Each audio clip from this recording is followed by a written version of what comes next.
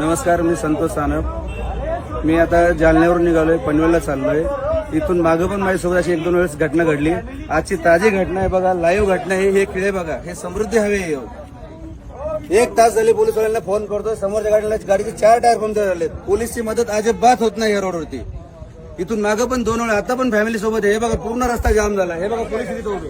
अजिबात आता आले पोलीस. हे खेळ दाखव, सगळे दाखव खेळ. पूर्ण खेळांना जवळ उभे. इकडे घे, इकडे.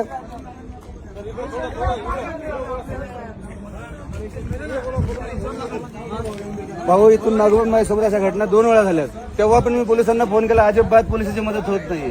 मी आता जालन्यावरून निघाले, मला पनवेलला जायचंय. हा बघा रस्ता, म्हणजे हजारो खेळ ठोके, एवढे खेळ ठोकासवर चाललंय काय? अर्धा रस्ता बंद करून जर चोर खेळ ठोकतात, पोलीस करतात काय? रोडवाले कॉन्ट्रॅक्ट करतो काय? काय सुविधा आहे रोडला? कशाला हा रोड बनलाय? हा समृद्धी एका लोकांचा जीव घ्या रोड बनलाय, तेच समजत नाही. व्हिडिओ व्हायरल करा हे आणि हे दाखवा या पोलिसवाल्यांना. अजिबात पोलिसची मदत होत नाही या रोडला.